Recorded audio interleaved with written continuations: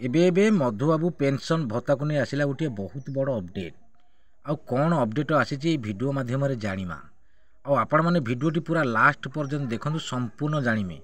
जदि आम चैनल रे नुआ करी आछंती भिडियोटी गोटे लाइक करेंगे, सब्सक्राइब करेंगे, आउ बेल आइकन को दबे ऑल उपर क्लिक करेंगे। चलतु संपूर्ण भिडियोटी आरंभ करवा। जेमिति राज्य सरकार इलेक्शन पूर्व बहुत बड़ घोषणा करते 80 वर्षर बयसक व्यक्ति मानक 3500 टंका लागू करेंगे बोली।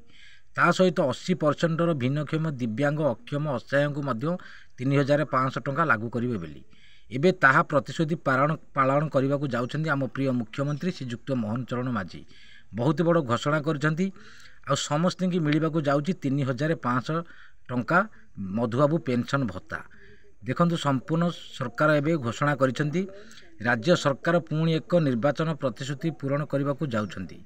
80 वर्षरु किंबा ताठारु अधिक बयस्क वृद्ध और वृद्धा को मासिक 3000 टंका भत्ता देवाई एथिपाई 80 ता सहित 80% अथवा अधिक प्रतिशत दिव्यांग मानकु मध्य सरकार मासिक भत्ता 3000 टंका देवाई निष्पत्ति नहीं।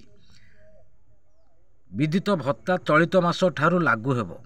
वर्तमान राज्य सरकार 80 वर्ष किंबा ताठारु अधिक बयस्क व्यक्ति मानक मासिक भत्ता 1200 टंका देउछंती। मुख्यमंत्री मोहन चरण माझी अध्यक्षतार शुक्रवार आनुष्ठानिक कैबिनेट बैठक में यह निष्पत्ति होईची।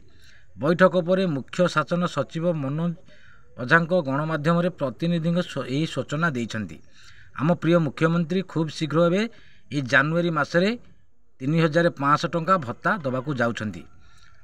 जहाँ बहुत बड़ खुशी खबर आम प्रिय मुख्यमंत्री घोषणा करछंती। प्रत्येक वृद्धा वृद्धा को मिलवा को जाउची एबे 3500 टंका मधुबाबू पेंशन भत्ता। बहुत बड़ खुशी खबर देइछंती आम प्रिय मुख्यमंत्री श्रीजुक्त मोहन चरण माझी।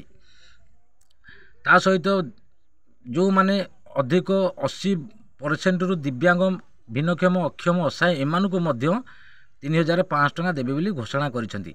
आ 80 वर्ष वृद्ध बयसक व्यक्ति मानकु 3500 टंका देवे बोली सरकार आम प्रिय मुख्यमंत्री घोषणा करिसंती। 3500 टंका मधुबाबू पेंशन टंका मिलिबो। किंतु यही जनवरी मसरे मिलवा को जाउची मधुबाबू पेंशन भत्ता। सरकार बहुत बड़ खुशी खबर देइछंती।